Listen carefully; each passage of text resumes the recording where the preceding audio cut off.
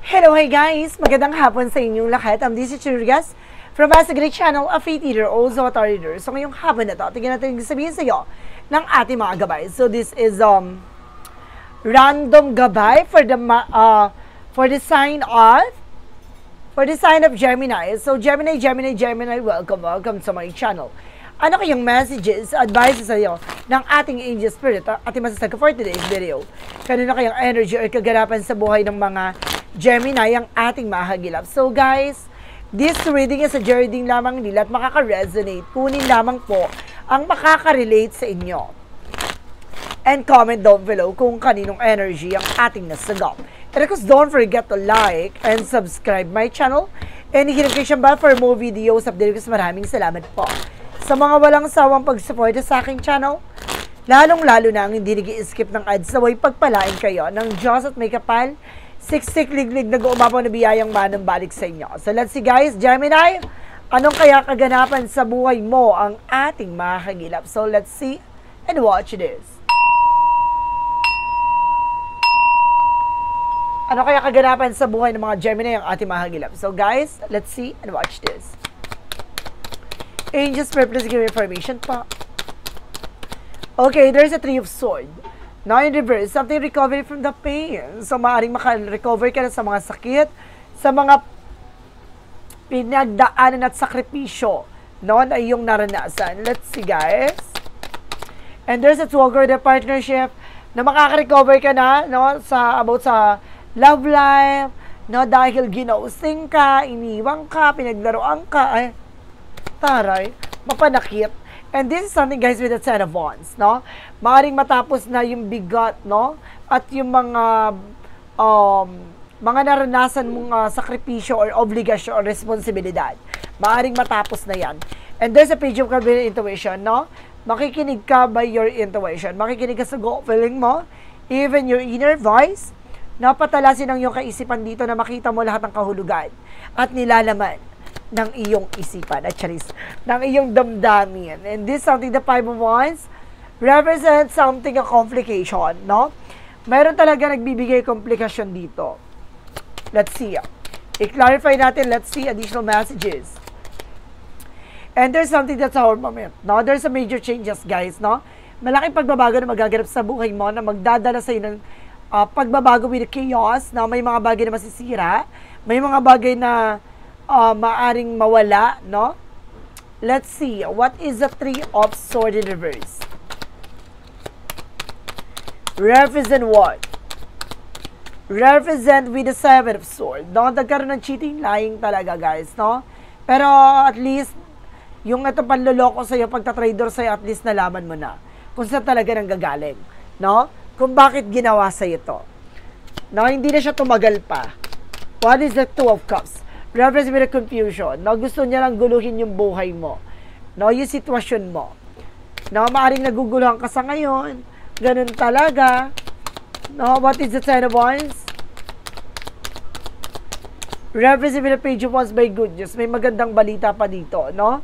Na maaring tapusin na yung mga lungkot at bigat na pinapasan mo. What is the Page of Cups?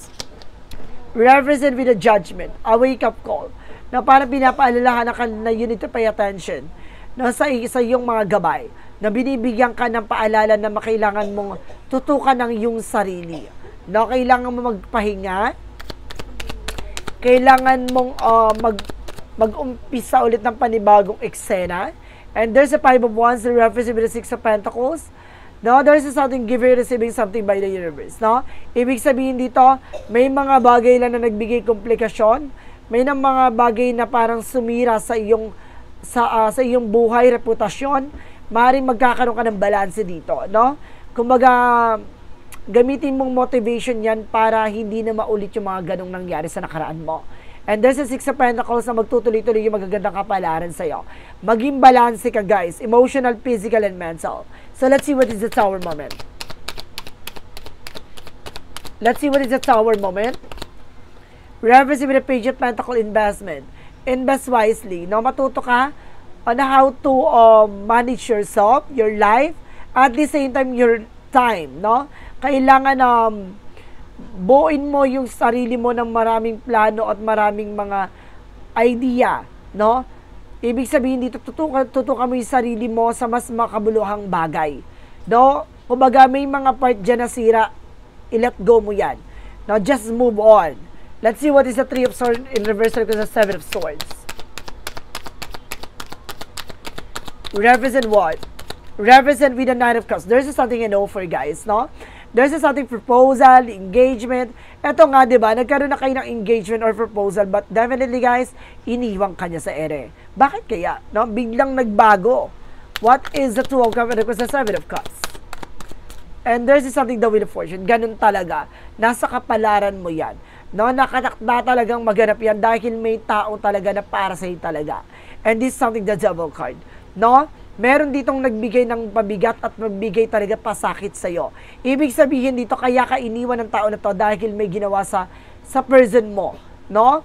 Maaaring kaya kanya niloko kasi mayroong nanggayuma or may gumawa ng hindi maganda sa person mo. Let's see what is the page of the Judgment. Kaya tama ka, there's something conclusion.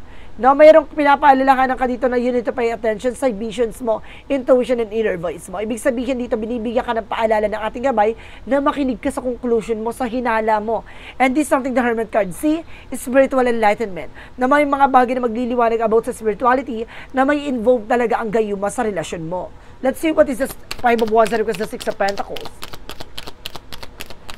Represent, guys, what? With the Five of Swords, no? Nagkakaroon ng self-sabotage with that because of your action. Ibig sabihin, nagtiwala ka, no? Naniwala ka sa mga taong nasa paligid mo. What is the Tower moment because the Page of Pentacles? Reference with the Chariot card, there is something in action and movement, no? Ngayon, magkakaroon ng sudden changes. Yung mga bagay na kaganapan sa buhay mo na ngayon, alam mo na kung kanino ka mag-i-invest ng time, ng effort, ng even your love, no? Let's see what is the outcome. And there's a Six of Wands where victory is yours. Mari magiging matagumpay ka talaga dito at magtatagumpay ka, no? Additional messages. And there's a Queen of Swords, no? There's a clear boundaries. Ngayon, hindi ka na basta nagpapaniwala sa mga sasabihin ng iba. Ngayon, tinitignan mo na kagad yung magiging posibilidad at yung pinaka-hidden agenda. What is additional messages? And there's a Three of Wands. There's a waiting for shift. Naghihintay ka na lang ngayon na resulta sa mga bagay na ginawa mo. Ibig sabihin dito, nag-proceed ka for healing session na para pagalingin ng person mo, para titignan mo kung babalik pa siya sa'yo at para mabasag yung ginawa sa kanyang gayuma. And there is something, the King of Pentacles, being security. Maging secure ka pagdating sa mga plano mo, sa lahat ng gagawin mo. So let's see, guys, no? Mag-proceed na tayo for Yin and Yang Oracle card.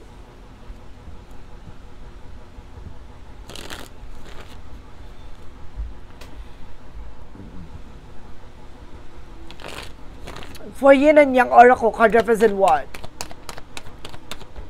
And there's something changes. No? Unti-unti na magbabago lahat ng kaganapan dito na ini-encourage ka na kailangan mong lumaban. Kailangan mo maging palaban. And there's a dreams. No? Maraming papasok sa intuition and of course visions mo sa panaginip. No? And there's an Ace of Earth. No? May kinalaman ka sa Taurus, Virgo, Capricorn. So, sinasabi dito maaring related to sa'yo. Maaring yung person mo to or maaring ito yung gumago or either na maaring meron kang kinalaman sa kanya. Let's see what is the synchronicities represent what? Synchronicities represent with the storm. No, may unis talaga dito. Talagang susubukan ka ng mga pagsubok na to. And there's a root. May ugat. Ibig sabihin, may pinanggagalingan lang lahat ng to. No?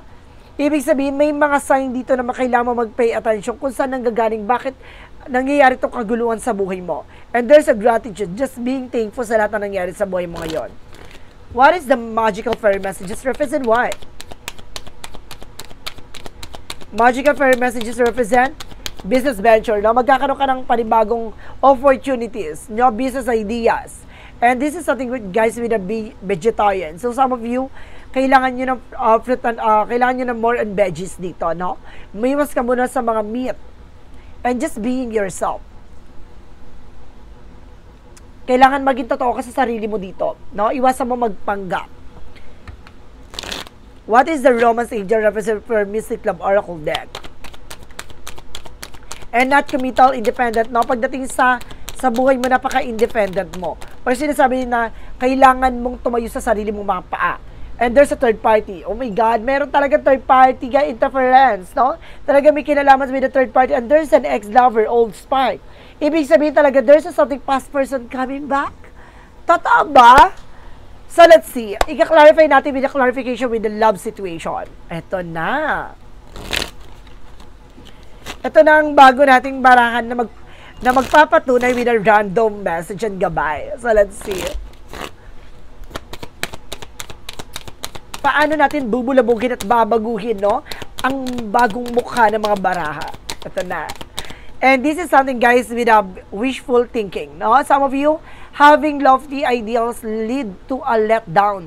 Be realistic. Pagdating sa buhay pag-ibig, kailangan mo maging realistic, no? Kumbaga, isipin mo yung mga bagay na makakatulong lang sa'yo. And this is something, guys, with a poker face. And of course, in the other side, meron dito nga, just be aware for hidden intention and underlying motives, no? Meron naman dito parang hindi totoo, no? Yung mga bagay-bagay na pinapakita sa'yo. No, meron ditong hidden intention sa'yo. Why? Is it? Let's see what lies beneath the surface. What is the hidden future? Ibig sabihin, ito yung mga bagay na nakatago sa likod ng alin. So, alamin natin yan. Angel Spirit, please give me information po.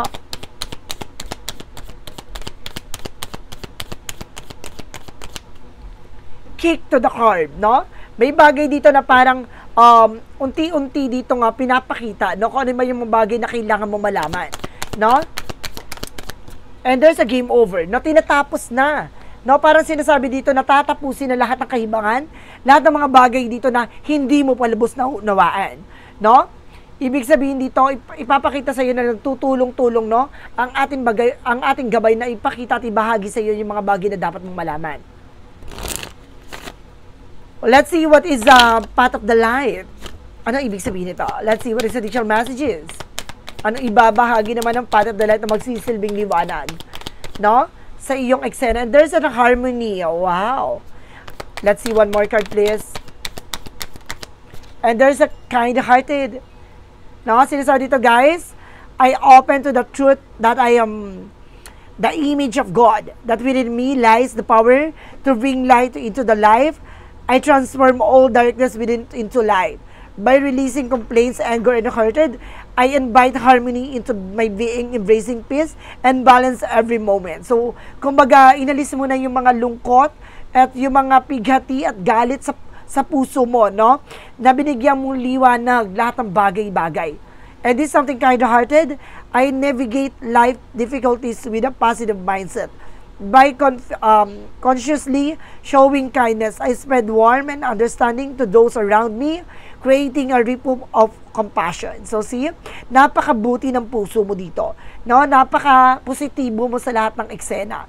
Kaya ito pinagkakalob sa iyo na mas magandang kaganapan sa buhay mo na nililiwanag niya lahat ng mga bagay na ano ba talaga yung purpose mo? Ano ba talaga yung magandang kapalaran na ibibigay at ipagkakalob sa iyo? Ito na. No, dahil sa kabutihan at magiging mabait mo at kumbaga busilak ang puso mo, ito na, ipagkakalob sa iyo yung mga bagay na what you deserve. So let's see. For yes or no question. So mag-isip na kayo ng mga question nyo, guys. Bibigyan na natin kasagutan yan. Handa na ba kayo? So let's see, what is the angel's number for yes or no question? Okay. So it is a solid no. No, talaga binabahagi dito na no. So hindi, no? Sige, ano natin yan, no? Sinasabi dito, unfinished business, loose end, and feel restless, no? Mayroong mga bagay na hindi natapos, na talaga nasayang na talaga, no? Na parang wala na talaga, no? Game over na parang wala nang pag-asa pang para magkaroon ulit ng second chances. And sinasabi dito, there's a no ulit, blow up in your face, explosive combo broken. Talaga nasaktan ka talaga. Sinasabi sa'yo dito na ipahagi mo kung ano ba talaga yung, kung ano gusto mo malaman, no? May mga bagay na gusto mong ipunto dito, kung ano yung nararamdaman mo. So, kailangan mo sabihin yan kaysa sumabog ka. And this is something, guys, with a no on pins and of course on net needles, rough patch, being stuck, no? Feeling mo kasi parang nakasta ka pa sa sitwasyon. Parang gusto mo mabunutan ka ng tinik na gusto mong malaman yung katotohanan. Bakit nagkaroon ng ganong senaryo? Bakit ka nasaktan? Ay, bakit kanya iniwan? Oh, totoo ba? So let's see, what is additional messages from a shadow work? For shadow work, let's see guys.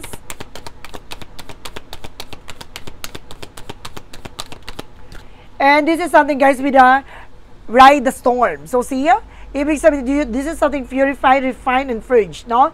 Let chaos and turbulence cleanse your spirit, no? Hayaan mo na sirain, no? Yung mga magagandang, sirain yung mga bagay na hindi magaganda sa buhay mo. Ibig sabihin dito, kaya yan sinisira sa'yo, inaalis yan, kasi may magandang ibabahagi sa iyong ating pong may kapal. At tinatawag to na beautiful disaster. Lilisin yan sa iyo lahat ng mga bagay na akala mo mabuti, akala mo maganda, pero eventually guys, aalamin yan yung mga bagay na hindi mo palubos na nakikita at nauunawaan dyan. And this is something guys with escapism, relaxation, and facing reality. So kailangan mo harapin yung katotohanan at kumalma. Detach from daily struggles and relax, but don't use it as a form of avoidance, no? Ibig sabihin dito, kumalma ka at harapin mo yung katotohanan na hindi mo kailangan iwasan. No, kailangan mo harapin yung katotohanan na ganun talaga ang buhay. No, minsan na nasa taas ka, minsan nasa baba. Kaya kailangan laging magpapakumbaba. So let's see. What is additional messages with an angel's answer represent what? Angel's answer represent what? Get more information. No, ibig sabihin daw to, marami kang bagay na dapat pang malaman. Marami kang pang bagay na dapat pang matuklasan. O marami sa ibabahagi ang ating gabay ha. And within the next few weeks, sa mga susunod na linggo, yung mga buhay mo ay unti-unti na magbabago. No? Ang mga buhay nyo unti-unti na magbabago. No? Akala nyo nasira siya dahil iniwang ka, dahil nabigo ka, hindi. No? There's something in new chapter na maaaring mag-proceed ulit, no? And there's a romance angel are helping you, no? Ipapasok dito na ginagabayan ka na ating Archangel Raphael for your love life. And there's something lean on God and angel support. No, ginagabayan at sinusuportahan ka ng ating angel spirit, ng ating Panginoon. What is additional messages with an angel spirit, guys? And the blue flame. So this is something spontaneous awakening. Na parang mamumulat ka na lang sa lahat ng mga bagay na nangyayari sa isa kasalukuyan. Na parang marirealize mo na kailangan mong tanggapin yung katotohanan na hanggang doon na lang. And you're not alone. Hindi ka nag-iisa. You're feeling isolated. Not because of this, having pride, no? Or ego. Alisin nyo yan. Yung pagkakaroon ng drama. And there's a retreat. Not take, sinasabi dito, it's time to disconnect from the world. Na kailangan mo na kumawala sa mundo, ginagalawan mo na punong-puno ng negatibo. And there's a getting to know each other. So, some of you guys, matuto ka na pagdating sa love life na kilalanin nyo muna ang isa't isa bago ka mag-proceed for a higher level of commitment. Let's see what is additional messages for the chakra. And there's a facade, guys, na meron dito mga managbabalat kayo, maging aware ka rin, no? May mga taong lilinlangin ka, lolokohin ka, no? May mga bagay na ipapakita sa iyo na mahal ka niya pero hindi pala. Ay, ang sakit. What is additional messages with an angel spirit? And there's an health, no? Malaki factor dito, guys, na may related about sa health issues mo. And there's a failure, guys, no? May mga pagkakamali ka na ganun talaga, kailangan mo matuto sa lahat ng mga bagay na yan. What is additional messages with an angel spirit? And there's a compassion and love, no? Sinasabi dito, mahalin mo, ipakita mo yung pagmamahal mo. And this is something psychic abilities. So some of you guys, no, may kakayanan ka, may kaalaman ka pagdating sa spirituality, no? Let's see, or nagkaroon ka ng kakayanan dito na unti-unti nagliliwanag sa iyo. And there's a prayer works, no? Kumbaga kailangan mo magdasal at talagang nag-work talaga ang pagdasal natin. What is additional messages with an angel spirit? And there's a school, guys, there's a lot of lesson coming in for you. Marami ka pang bagay na dapat matutunan sa buhay mo. And there's a spiritual teacher. Kailangan mo ng albularyo magtuturo sa'yo or tutulong sa'yo para makawala dyan from negative patterns, no? Let's see what is the energy represent what. And there's a 6 Archangel Metatron for surprises. Na marami kang bagay na dapat pang madiscover at malaman. Revelasyon. No, there's a door to the spirit. Bukas ang pinto ang pagdating sa spiritual. What is additional messages for Mountology? Your commitment is being tested. No, some of you guys, no, yung inyong relasyon ay maaaring subok na and your dreams need a practical plan. So, kailangan mo maging practical dito sa lahat ng mga planong gagawin mo para sa pangarap mo. For Jesus loving quote said,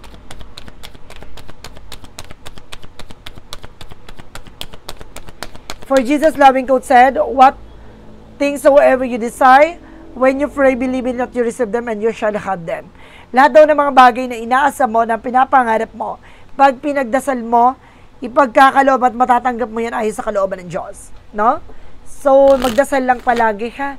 Huwag kang mawawala ng pag-asa. No? Kailangan mo lang umiwas sa makakasira ng iyong pangarap. What is the angel's number? Represent what? 0909 for new beginning. So, magkakaroon ka talaga ng bagong simula at panibagong pag-asa. Look out for an opportunity that might be a game changer. You are completing something major. It feels good to level up, ha? Close the old chapter and new adventure will unreveal. So, see, may matatapos talagang chapter dito na kailangan mo nang mag-proceed, no? For another existence. Tagadan. So, let's see what is the messages of life represent what?